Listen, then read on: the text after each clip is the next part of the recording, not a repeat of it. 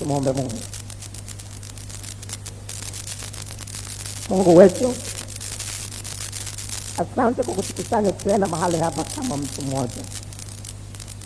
Asante kwa makusudi yako kutuleta hapa na kumfanya kila mmoja wetu kupokea kutoka kwako. Maneno yako ni roho tena ni uzima. Maneno haya basi yapate kuwa uzima kwetu mchana wa leo, tena uzima wa milele katika jina la Yesu. Amen.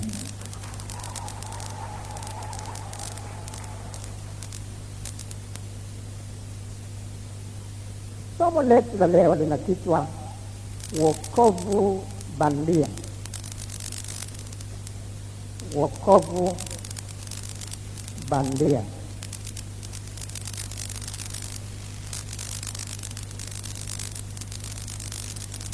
Wokovu bandia.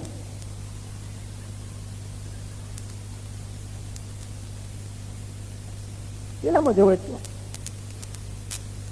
anatamani kwenda mbinguni, anatamani kuingia peponi na kukaa huko milele na milele pamoja na Mungu. Lile tendo la kunusurishwa au kusalimika kutoka katika hatari ya kutupwa katika moto wa milele, lilo linaloitwa kuokoka. Tunaposema kwa mfano pale inapokuwa imetokea ajali na watu 20 wamekufa waliokuwa katika basi hilo lililopata ajali, lakini watu 5 wao wamepata majeraha kidogo kidogo, na hivyo kusalimika kutoka katika mauti iliyopata wenzi wao. Kifupi tunasema watu hao wameokoka katika ajali hiyo. Kwa hiyo kwa msingi huo sasa Biblia inasema katika Warumi 6:23, mshahara wa dhambi ni mauti, na mauti inayotajwa hapa ni mauti ya milele. Mauti ya milele inazungumzia mateso yaliyoko motoni, ambapo mtu akiwa kule motoni anakuwa katika hali ya kukata roho wakati wote, ingawa hakati roho. Maumivu, mateso yanaweza kumpata mtu katika hali ya kukata roho mpaka watu wengine wanasema ni afadhali afe ili yapumzike. Ndio yanayoambatana na kila mtu aliyoko motoni. Ni mateso ambayo hakuna mfano wake. Na hivyo mtu anapokuwa ametubu dhambi zake kwa kumaanisha kuziacha na akasamehewa dhambi zake na Bwana Yesu, sasa inatajwa katika maandiko anakuwa ameokolewa. Andiko nasema katika Luka 1:77, wajulishe watu wake wokovu katika kusamehewa dhambi zao. Awaye yote akiwa amekwisha samehewa dhambi zake na Bwana Yesu, anakuwa amepata wokovu. Hata hivyo, kuna hatari kubwa ya watu kupata wokovu bandia, na tunaweza tukawa na watu kadha wa kadha ambao wanafikiri wameokolewa, lakini kwa sababu wanafikiri hivyo kwa sababu wengine hawajui tafsiri ya neno kuokoka, hawajui hata maana kuokoka, na wengine pamoja na kuwa hawana hakika sana tafsiri ya maana kuokoka, tafsiri ya neno kuokoka, lakini wamepata wokovu bandia na wakaendelea kujidanganya kwamba wameokoka. Nyakati za Biblia tunasoma juu ya mfalme mmoja wa Misri aliyekuja Yerusalemu wakati mmoja. Alipofika Yerusalemu akawa ameingia kwa vishindo sana na kuwazidi nguvu wakazi wa Yerusalemu, na hivyo akachukua hazina yote ya thamani iliyokuwemo ndani ya nyumba ya Mungu Yerusalemu. Na Miongoni mwa hazina hizo zilikuwemo ngao za dhahabu zilizokuwa ndani ya nyumba ya Mungu. Alipochukua ngao za dhahabu na kwenda nazo, hatimaye Mfalme Rehoboamu aliyekuwa anamiliki wakati huo akajidanganya mwenyewe na kutengeneza ngao za shaba na kuziweka mahali pale zilipokuwepo ngao za dhahabu, na akaridhika na ngao za shaba badala ya ngao za dhahabu. Biblia inasema katika Wafalme, ikizungumzia juu ya yale yaliyotokea nyakati hizo, Wafalme wa kwanza sura ile ya 14, Wafalme wa kwanza sura ile ya 14 mstari wa 25 mpaka mstari wa 27. Wafalme wa kwanza 14 mstari wa 25 mpaka mstari wa 27 tunasoma: Ikawa mwaka wa 5 wa Mfalme Rehoboamu, akapanda Shishaki mfalme wa Misri juu ya Yerusalemu, akazichukua hazina za nyumba ya Bwana na hazina za nyumba ya mfalme, akazichukua zote. Akazichukua pia ngao zote za dhahabu alizozifanya Suleiman. Akachukua pia ngao zote za dhahabu alizozifanya Suleiman. Mfalme Rehoboamu akafanya ngao za shaba mahali pake. Angalia maneno haya: Mfalme Rehoboamu akafanya ngao za shaba mahali pake, akawakabidhi wakuu wa walinzi waliongoja mlangoni pa nyumba ya mfalme. Mbinu moja kubwa ya Shetani ni kutupa wokovu bandia, akijua kabisa kwamba moto wa milele umetajwa katika Mathayo 25 mstari 41 kwamba moto wa milele amewekewa Shetani, yani Ibilisi pamoja na malaika zake.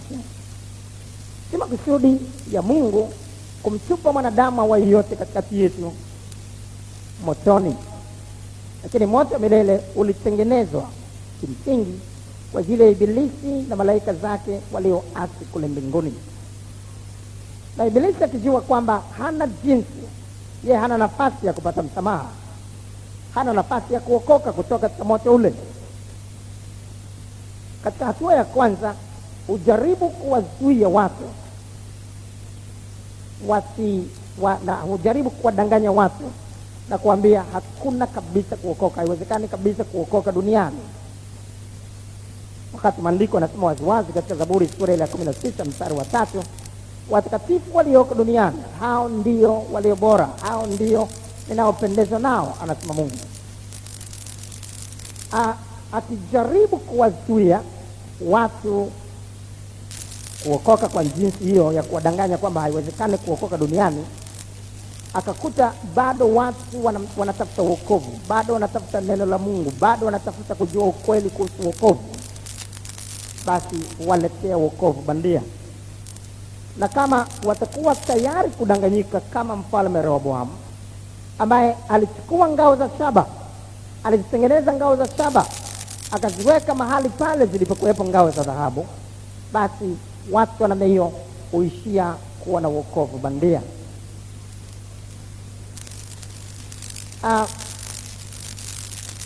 Watu wenye wokovu bandia wanakuwa ni watu wa namna gani? Kama tulivyotangulia kugusia, ni watu ambao wanakuwa, baadhi yao wanakuwa na tafsiri sio sahihi kuhusiana na kuokoka. Wako watu wengine ambao wanafikiri kuokoka ni kwenda katika ibada, kwenda kanisani kama hivi, kuhudhuria kanisani labda kila Jumapili bila kukosa, na mtu ambaye mwenye bidii hakosi kabisa kanisani, wengine watasema ni mlokole, watasema ameokoka. Kuhudhuria ibadani kama hivi, kuhudhuria kila Jumapili kanisani kama hivi, sio kuokoka. shetani yeye vile vile huhudhuria katika ibada kanisani, na anaweza kukaa kanisani kama watu wengine wanapokuja kanisani, lakini kama tunavyofahamu shetani hajaokoka, atakwenda motoni bado. Katika Ayubu sura ile ya kwanza tunaona jinsi shetani alivyojihudhurisha nyumbani mwa Mungu, alivyokwenda kanisani. Kusali sio kuokoka. Kuwa na bidii ya kusali kila Jumapili sio kuokoka. Ayubu sura ile ya kwanza mstari wa 6 tunasoma, ilikuwa siku moja ambayo hao wana wa Mungu walikwenda kujihudhurisha mbele za Bwana. Shetani naye akaenda kati yao. Shetani akaenda kusali pamoja na wana wa Mungu, akajihudhurisha katikati ya wana wa Mungu, naye akasali. Kumbe kusali peke yake, hata kama ni kila Jumapili, na kufanya shughuli mbalimbali katika nyumba ya Mungu sio kuokoka. Wako watu wengine ambao vile vile wanaweza wakadanganyika wenyewe na kusema nimeokoka, na ukiuliza unajuaje kama nimeokoka, atakwambia mimi namwamini Yesu kwamba alikufa, siku ya tatu akafufuka, aliteswa kwa ajili ya dhambi zangu, alikamwaga damu yake pale msalabani. Naamini maneno yote ya Mungu, ninamcha Mungu, ninamhofu Mungu. Ndugu zangu, kule kumhofu Mungu peke yake na kule kuamini kwamba Yesu alikufa, siku ya tatu akafufuka, haimfanyi mtu kuokolewa. Maandiko nasema wewe unamwamini Mungu. Mwingine anasema ndio, naamini kwamba Mungu ni mmoja. Ndio, wafanya vyema kuamini kwamba Mungu ni mmoja. Lakini maandiko nasema mashetani nao waamini hivyo na hawaisisi katika kuamini, lakini wanaogopa Mungu na kutetemeka mbele zake, lakini hawajaokoka. Biblia inasema katika Yakobo sura ile ya pili mstari wa 19,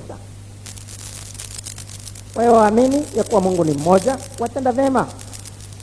Mashetani nao waamini na kutetemeka. Unaweza kuona mashetani nao wanaamini, wanajua kabisa, kwa wazi kabisa kwamba Yesu Kristo alikufa na siku ya tatu akafufuka. Wanajua, hata kama watajaribu kuwadanganya watu, wanajua.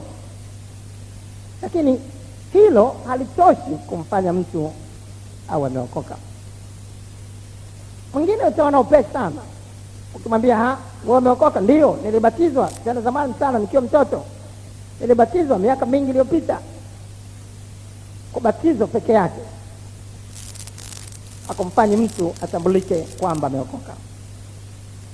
Na kubatizwa ni kuzuri kama ni kwa namna inayoelekezwa kibiblia, lakini kimsingi kubatizwa kuna kuja baada ya kuamini, baada ya kusamehewa dhambi, na ukifanyika hivyo ndio kunakuwa ubatizo wa kibiblia. Tunasoma juu ya mtu mmoja ambaye yeye alikuwa mchawi, jina lake aliitwa Simoni mchawi. Huyu naye alibatizwa mbele ya watu waliomwona, kama inavyotajwa katika Matendo ya Mitume sura ya 8. Walimwona Simoni mchawi akibatizwa, waliona kabisa mtu huyu ameokoka.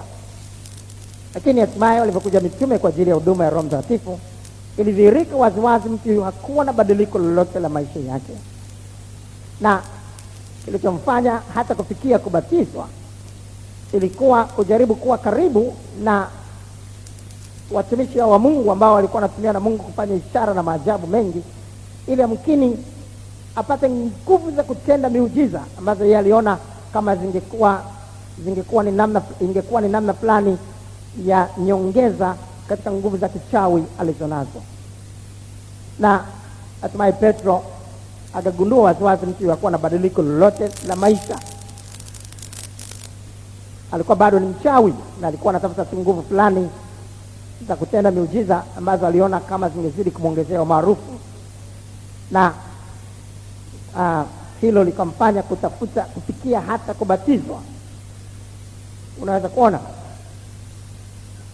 basi kuokoka ni zaidi ya hayo yote, ingawa kunaweza kujumuisha haya yote tuliyoyagusia. Kuokoka kimsingi, mtu anapokuwa ameokolewa maisha yake yanabadilika kabisa. Katika Wakorintho wa pili sura ile ya 5 mstari ule wa 17, Biblia inasema mtu akiwa ndani ya Kristo amekuwa kiumbe kipya, ya kale yote yamepita, tazama yamekuwa nini? Yamekuwa mapya. Mtu huyu ndio anaitwa ameokoka, anakuwa kiumbe kipya. Alikuwa Sauli hapo mwanzo, sasa ni Paulo. Amebadilishwa kabisa maisha yake, na kimsingi ana uwezo kabisa wa kusema hapo zamani mimi nilikuwa ni mwenye dhambi, nikifanya hiki, nikitenda kile, nikitenda hiki, nikitenda kile, lakini nilipokutana na Bwana Yesu aliniokoa, akanibadilisha. Tangu wakati ule mimi sasa ni tofauti kabisa na vile mlivyokuwa mnanijua. Watu waliokolewa nyakati za kanisa la kwanza ambao wanatajwa katika maandiko walikuwa na ushuhuda huo. Waliweza kusema hapo zamani mimi nilikuwa hivi, nilikuwa vile, nikifanya uasi, nikifanya matendo ya kuchukiza, lakini nilipokutana na Yesu, nikakutana na Injili, aliniokoa. Tangu wakati ule maisha yangu yakabadilika kabisa. Angalia Tito sura ile ya 3. Tito sura ile ya 3 mstari ule wa 3 mpaka mstari ule wa 6. Maana hapo zamani sisi nasi tulikuwa hatuna akili, tulikuwa watu. Hapo zamani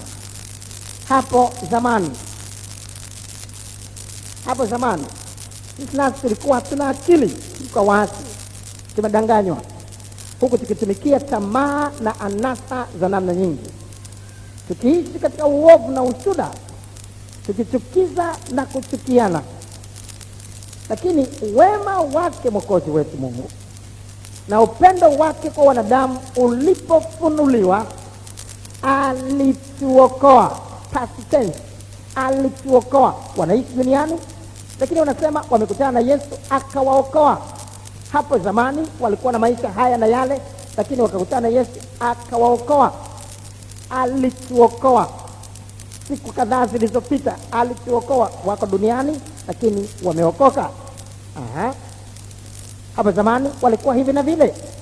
Hapo zamani walikuwa wakitenda hiki, wakitenda kile, lakini wakakutana na Yesu akawaokoa.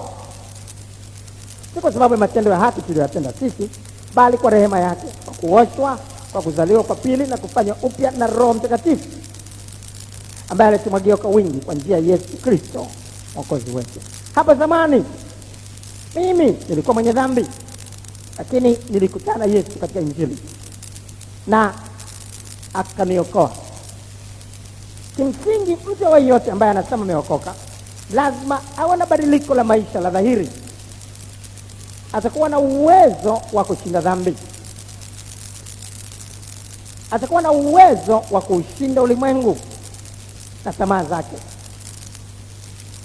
Tamaa za kidunia haziwezi tena kuwa na nguvu juu yake. Mtu ambaye hajaokolewa, kimsingi tamaa za kidunia anakuwa hawezi kujizuia kuchukuliwa nazo. Tamaa za uasherati, tamaa za uzinzi, tamaa za kila namna za dunia, tamaa za muziki wa dansi na tamaa za kila namna ya hayo yanayoitwa starehe za dunia hii. Yote hayo yatamchukua mtu huyo na kumpeleka kokote kule yanakotaka. Hana uwezo wa kuyashinda, hana uwezo wa kujizuia kuyatenda. Lakini mtu aliyeokolewa, ambayo kwa lugha nyingine inatumika kuzaliwa mara pili, mtu aliyezaliwa mara pili, tutamjuaje? Biblia inasema sehemu nyingine, mtawatambua kwa matunda yao. Mtawatambua kwa matunda yao. Kwa matunda tutafahamu huu ni mwembe. Kwa kuangalia embe tutajua huu ni mwembe. Kwa kuangalia mapapai, matunda yale mapapai tutajua huu ni mpapai na kadhalika.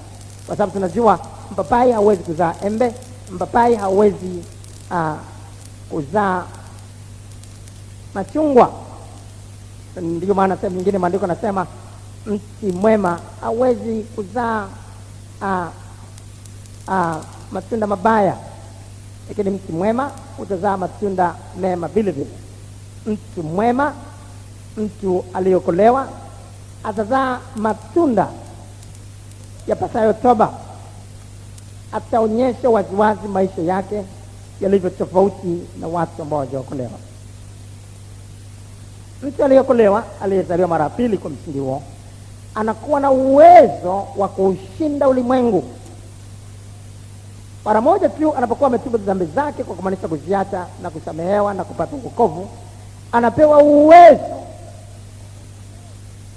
Wokovu unaambatana na uwezo.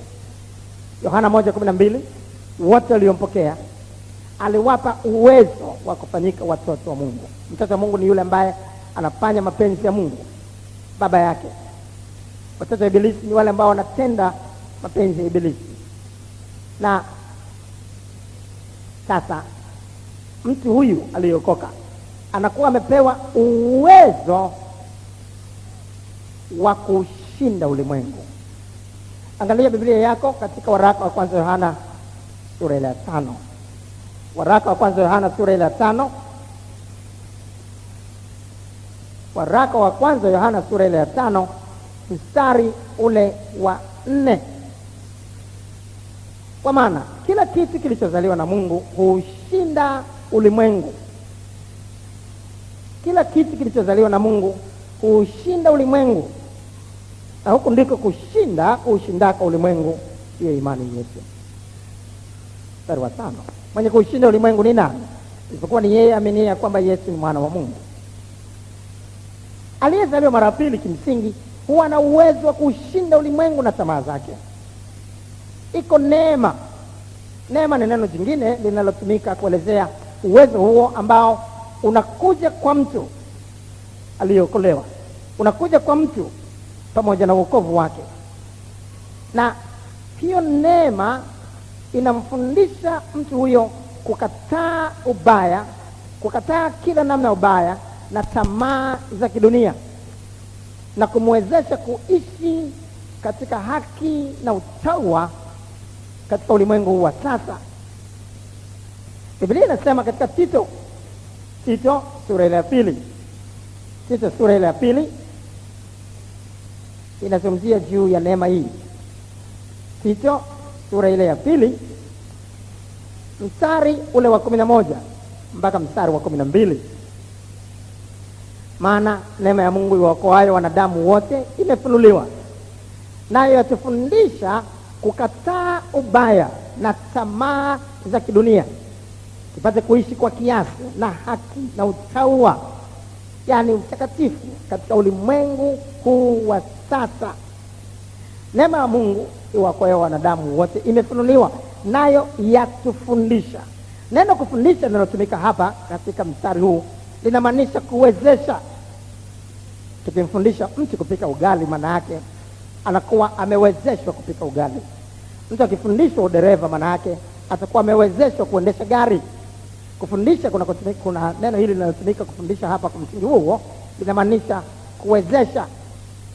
Neema ya Mungu imefunuliwa, nayo yatuwezesha kukataa ubaya na tamaa za kidunia, tupate kuishi kwa haki na kwa kiasi na kwa utaua katika ulimwengu huu wa sasa.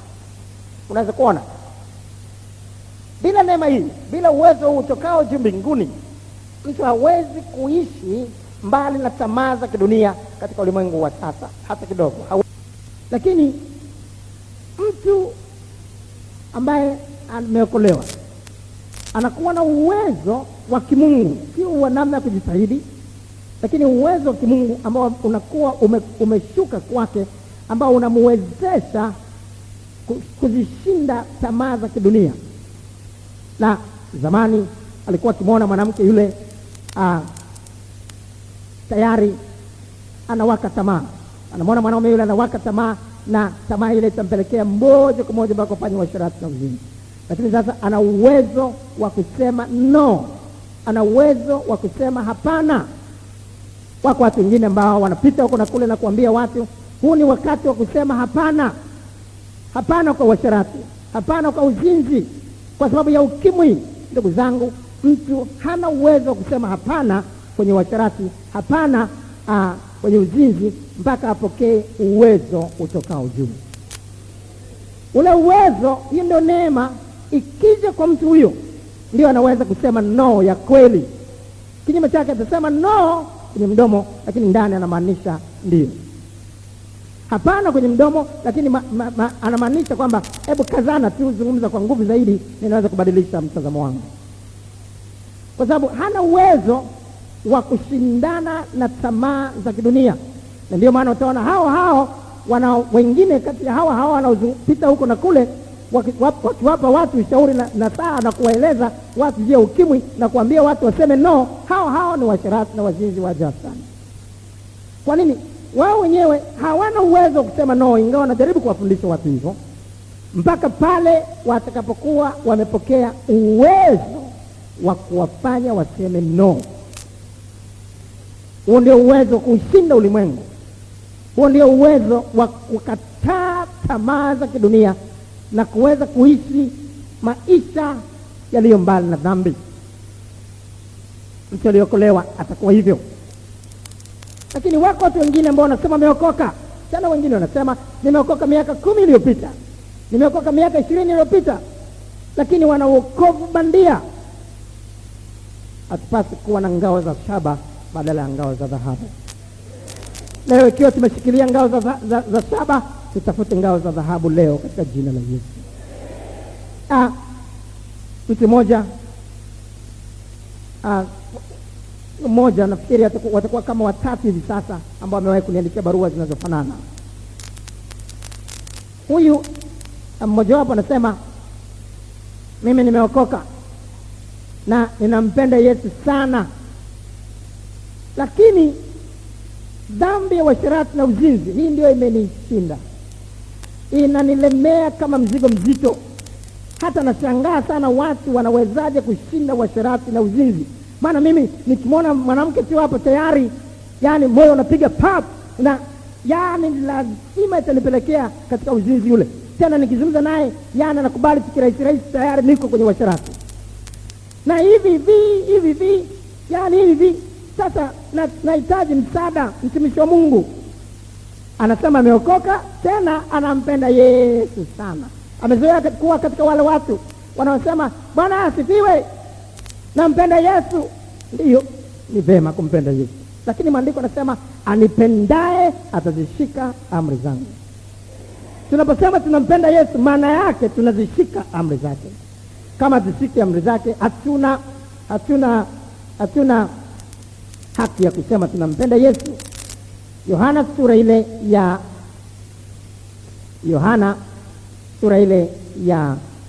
14 tunajifunza juu ya maana ya kusema nampenda Yesu. Yohana sura ile ya 14 mstari ule wa 21, alafu mstari wa 23 mpaka 24. Yeye na amri zangu na kuzishika, yeye ndiye anipendaye. Yeye na amri zangu na kuzishika, yeye ndiye anipendaye. Na anipendaye atapendwa na Baba yangu, nami nitampenda na kujidhihirisha kwake.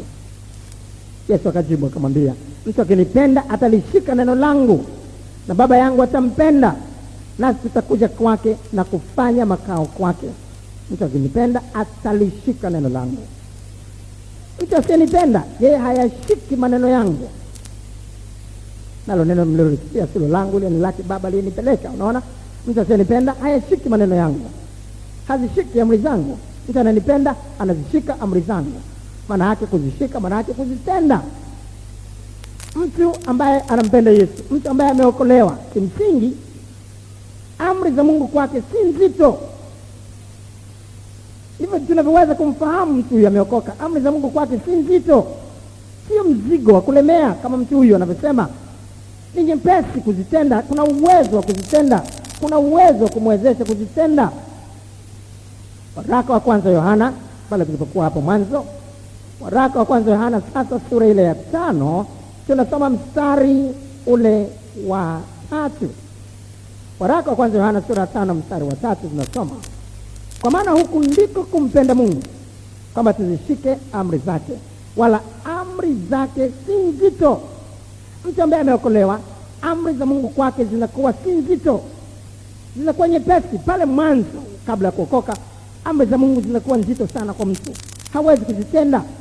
Hata akijitahidi atakuta tu hawezi kuzitenda. Lakini akishaokolewa, anakuwa wokovu ule unaambatana na uwezo wa kuzitenda, uwezo wa kuzishika. Akisikia tu kwamba Mungu anataka tutende hivi na vile, kuna uwezo wa kuzifanya zile amri. Lakini sikiliza mtu anavyosema, nimeokoka, nampenda Yesu, tena nimeokoka siku nyingi, lakini yani washerati, uzinzi, yani unanipa shida. Naomba msaada ni uokoke. Sikiliza kwa makini yale ambayo unaelekezwa leo ili uokoke. Wokovu ulio nao ni bandia, utupe pembeni. Leo uchukue wokovu halisi. Amen. Aha. Twende hatua kwa hatua, utafahamu wokovu halisi unapatikana namna gani. Kirahisi tu, lakini ukifahamu vizuri na kuelewa, utakuwa umepata wokovu ambao utaambatana na uwezo kweli wa kushinda dhambi. Mtu mmoja mwingine alikuja ofisini kwangu wakati mmoja. Baba huyu mtu mzima, tumsomi. Akaja kaniambia, mtumishi wa Mungu, mimi nimeokoka miaka mingi tu, na pamoja na kuokoka huku, yani uzinzi wa sharati unanisumbua kweli. Sasa huyo akawa ameenda mbali zaidi. Anasema, mimi hata nikiona wadudu tu wanapandana tayari ni matatizo. Lakini sasa yani nashangaa kwamba sasa naona watu wengine wanaposema kwamba wameshinda washarati, sijui wanafanyaje. Mtu amepata wokovu bandia. Mtu amepata wokovu bandia. Wokovu halisi ni uwezo wa kushinda ulimwengu, ni uwezo unaotuwezesha kukataa ubaya, kusema no kwa ubaya, kusema hapana kwa ubaya, na kuwa na uwezo wa kushinda kabisa tamaa za kidunia, na kuwezeshwa kuishi kwa haki, kwa kiasi, kwa utaua katika ulimwengu huu wa sasa. Tulisoma katika ulimwengu wa sasa, hapa tulipo, unaweza kuona sasa. Basi inawezekanaje mtu anaambia wakati mwingine anasema, niliwahi kuwepo kwenye Injili, nikasikia Injili walivyosema nyosha mkono, nikanyosha mkono, pita mbele, nikapita mbele, na baada ya kupita mbele sasa nikaja hapo mbele, nikaongoza sala ya toba, nikapatia maneno yote. Kwa hiyo nikajua tangu wakati ule nimeokoka. Sasa imekuwaje niambiwe nina wokovu bandia? Ndio, ikiwa washarati na uzinzi huna uwezo kuushinda, huna uwezo kushinda dhambi, sio tu washarati na uzinzi na dhambi nyingine za kutenda, huna uwezo kuzishinda. Huna uwezo kusema hapo zamani kabla kuokoka nilikuwa hivi na vile, lakini sasa nimekutana na Yesu, nimebadilishwa. Sauli alikuwa mtukanaji, mwenye kuudhi watu, mwenye jeuri, sasa amebadilishwa, amekuwa Paulo ambaye maisha yake yako tofauti kabisa. Kama huna uwezo wa kusema sasa ni kiumbe kipya, ya kale yamepita, maisha yangu ya zamani yamebadilika, bado hujakutana na wokovu ambao tunazungumza habari zake leo. Na inawezekanaje basi mtu akaja akaongoza sala toba kama hivyo, lakini akawa hajaokoka, akawa amepata wokovu bandia? Ziko sababu kadhaa. Wako watu wengine ambao tukiwaita hapa na kusema wale watu sasa wanaotaka kuokoka waje hapa mbele watubu dhambi zao, wanakuja kutubu dhambi zao si kwa kumaanisha kuziacha, lakini wanapata masharti hayo tu kama masharti ya mganga wa kienyeji wanapoambiwa lete kuku, lete nguo nyeusi, lete nguo nyeupe, lete mbuzi mmoja, wanaleta. Na wamezoea kupata masharti magumu. Hata mganga wa kienyeji kiambia tafuta sisimizi mwenye mimba, wanamtafuta. Na kwa hiyo ukiwaambia haya wapite hapo mbele waje watubu, nao wanakuja tu hivyo, lakini moyoni hawana nia ya kuacha dhambi. Hawana nia kusema kuanzia sasa toka ndani ya moyo hataki kufanya dhambi za namna yote, lakini anataka kupona. Ana magonjwa yanamsumbua, anataka kupona. Basi kwa anawaza kwamba kumbe nikienda kutubu hapo ndio nitapona. Moyoni hataki kuacha dhambi. Mtu anaweza kuja akapata sala ya toba yote kila kitu, lakini akawa amepata wokovu bandia, na anaweza kusema miaka kadha kadha ameokoka, lakini kumbe amempata tu Yesu kwa sababu ya kupona magonjwa yake. Katika Yohana sura ile ya 6, Yohana sura ile ya 6 mstari ule wa Yohana sura ile ya 6 mstari ule Yohana sura ile ya 6 mstari ule wa 2, na mkutano mkuu akamfuata kwa sababu waliziona ishara alizowafanyia wagonjwa. Wamempata kwa sababu waliziona ishara alizowafanyia wagonjwa. Wako watu ambao kwa sababu ya ishara wataonekana wanampata Yesu, wataonekana wanakuja katika kanisa linalohubiri wokovu, lakini hawajaokoka hawa, lakini wanapata tu ishara, wanapata tu maombezi, wanapata tu miujiza. Wanaweza kuwa naimba pambio sana sana za wokovu, wanaweza wakawa wanafanya kama watu waliokolewa, lakini angalia maisha yao, mtawatambua kwa matunda yao. Je, wanaweza kushinda ulimwengu? Je, wanaweza kusema no? Wanaweza kukataa ubaya na tamaa za kidunia, wakaweza kuishi kwa haki na kiasi katika na utaua katika ulimwengu wa sasa? Uwezo huo upo? Kama sio, bila shaka mtu huyu hana wokovu halisi tunaozungumza habari zake. Watu wako wanameiyo ambao wanampata Yesu kwa mikate tu, wanampata Yesu kwa mikate tu. Yesu aliwashtukia watu fulani wanamna hiyo, akasema ninyi mnanipata kwa sababu mlikula mikate mkashiba, kwa hiyo mnataka na mikate leo mengine. Angalia Biblia yako sasa katika Yohana tena hapa. Yohana sura ile ya Yohana tunajifunza tena kitu kingine hapa. Yohana sura ile ya 6 mstari ule wa 26. Yesu akawajibu akasema, amini amini nawaambieni, ninyi mnanitafuta si kwa sababu mliona ishara, bali kwa sababu mlikula ile mikate mkashiba. Mlikula ile mikate mkashiba, kwa hiyo mnataka na mikate mingine leo. Kwa hiyo wako watu ambao wanaweza kuwepo wakaonekana kama wameokoka, lakini wako mahali fulani kwa sababu wanangojea muujiza wao fulani, wanangojea kupata mchumba, wanangojea kupata muujiza fulani, wanangojea kupata kazi, wanangojea kujibiwa maombi yao na kadhalika, lakini hawajikutana na uwezo huo.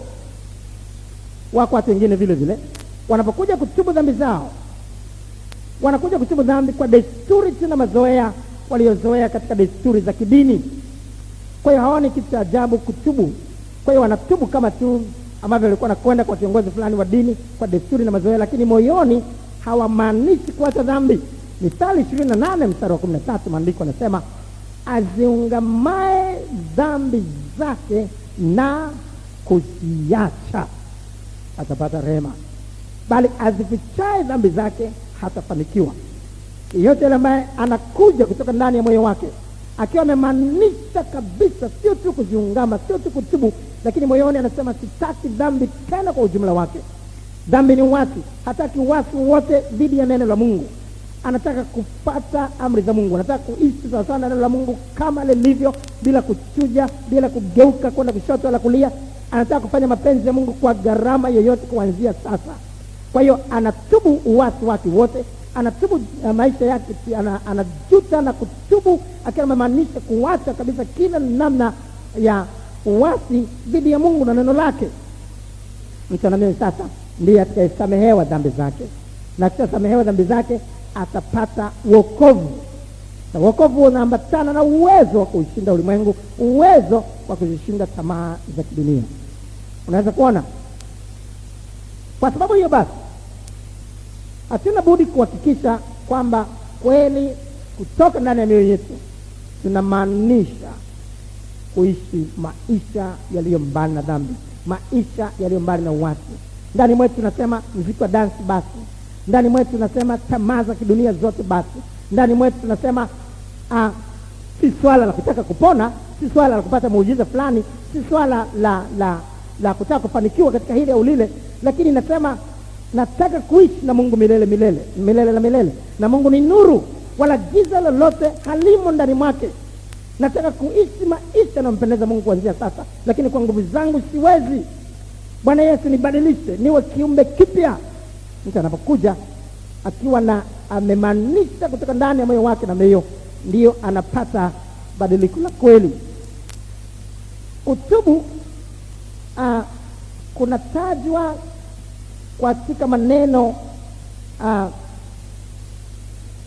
kadha wa kadha katika lugha ya Kiebrania na lugha ya Kiyunani, na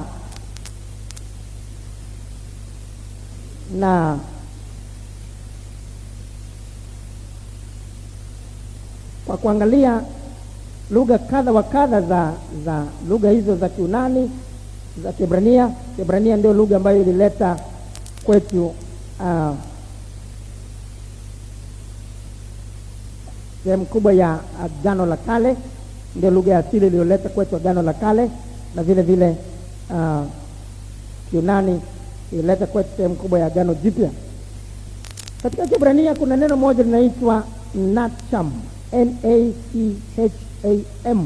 Nacham huweza kutafsiriwa kutubu au kugairi, lakini ni kama hivi tunavyoweza kusema samahani. Umemkanyaga mtu, amwambia samahani. Samahani ni neno jepesi sana. Mtu anaposema samahani, ndani mwake hamaanishi kusema kwamba anaacha kabisa dhambi. Anaposema samahani ni neno jepesi tu ambalo linaweza kutumika hivyo, lakini si kwa undani. Kuna neno jingine la Kiyunani sasa linaloitwa metamelomai, M-E-T-A-M-E-L-O-M-A-I, metamelomai. Metamelomai sasa ni mtu anajuta, anaweza hata akalia, lakini analia kwa sababu ya madhara yaliyompata kutokana na dhambi. Labda ameiba, kwa hiyo anapigwa sasa mawe kutokana na wizi wake. Wanataka sasa hata kumchoma moto. Analia, sirudi tena, natubu. Lakini kimsingi hiyo ni hiyo metamelomai. Sio kusema ndani moyoni anasema kuanzia kabisa sasa sitaki kuiba, lakini kwa sababu ya yale anayompata sasa anataka yasiendelee. Kwa hiyo moyoni kwamba wakiacha wasiponichoma moto safari hii, basi nitafanya mission zangu kwa mbinu zilizo bora zaidi kuliko mbinu ya leo ambayo imenifanya nikakamatwa.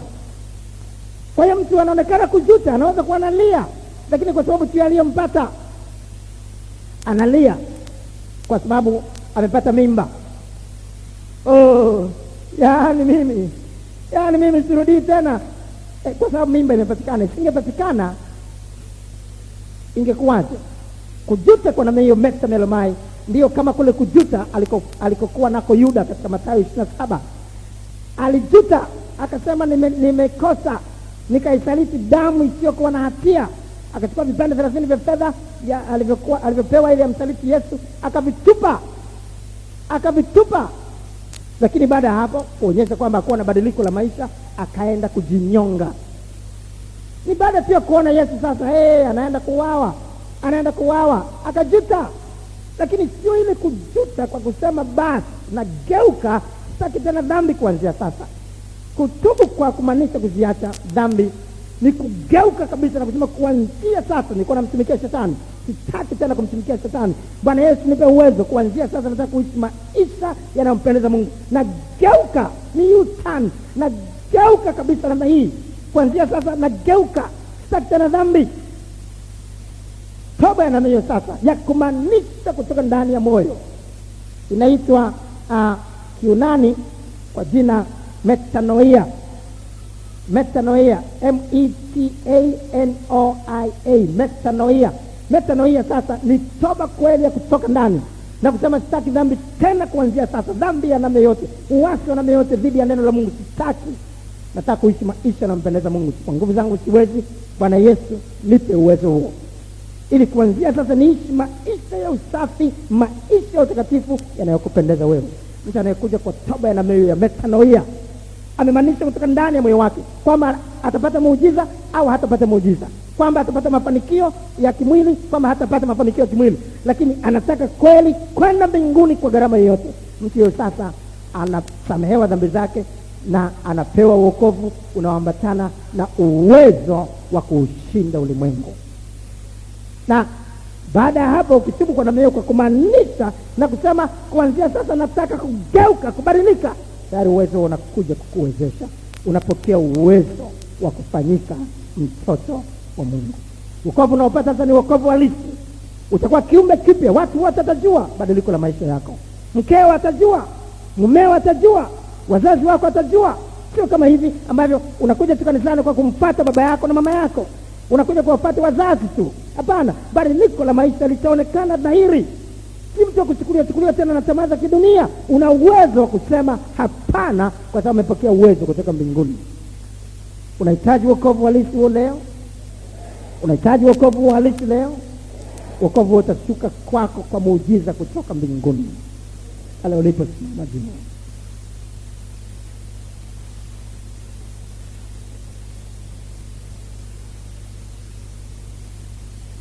Jihoji mwenyewe sasa. Je, una ujasiri wa kusema una uwezo wa kushinda ulimwengu? Huku ndiko kushinda ulimwengu, hiyo imani yetu.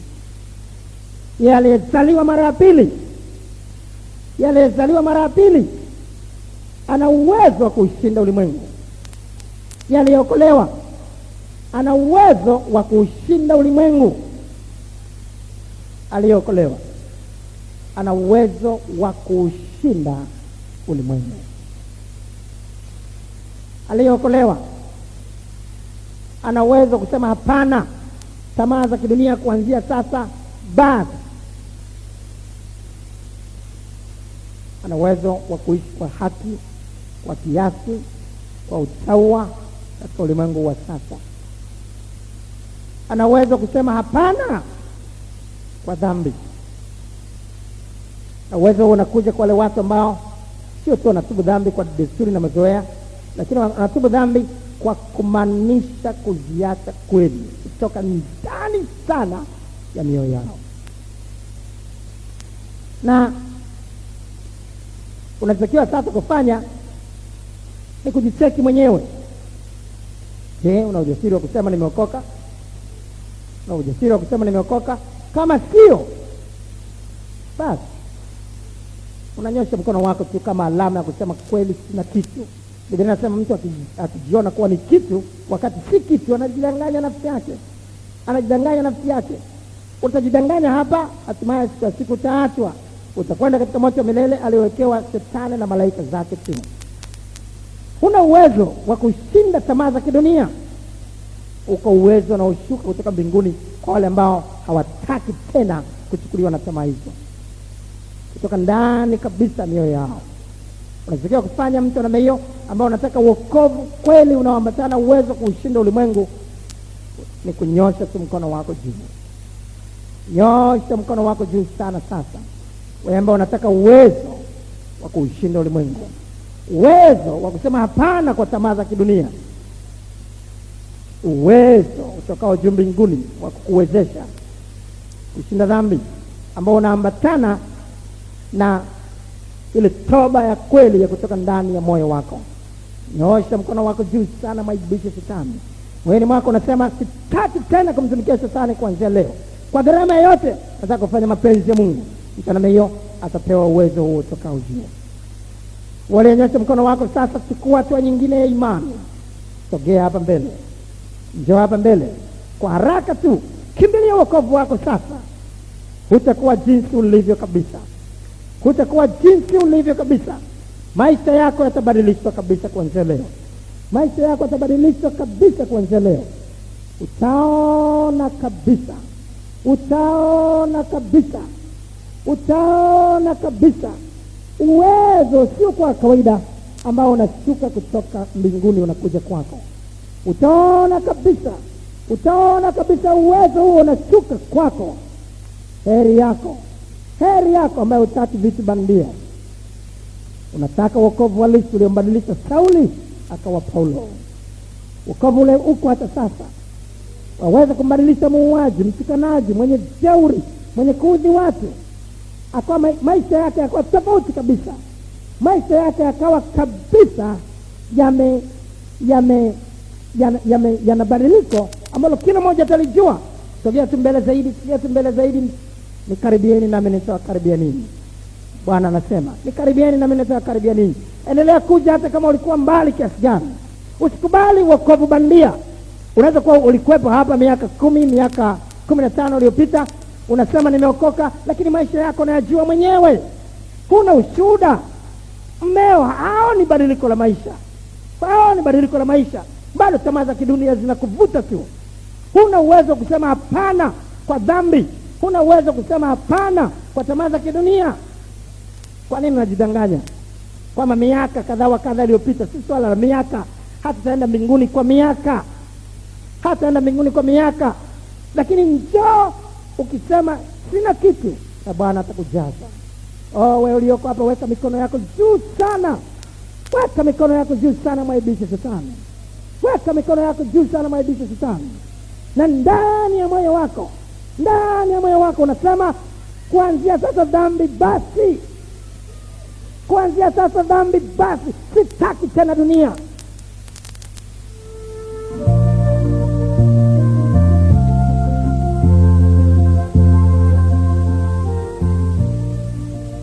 Tunatumaini umebarikiwa na mafundisho haya. Biblia inasema katika Yakobo sura ya 1 mstari wa 22, lakini iweni watendaji wa neno, wala si wasikiaji tu, hali mkijidanganya nafsi zenu. Isikilize kaseti hii tena na tena na kuwapa wengine pia. Mungu akubariki.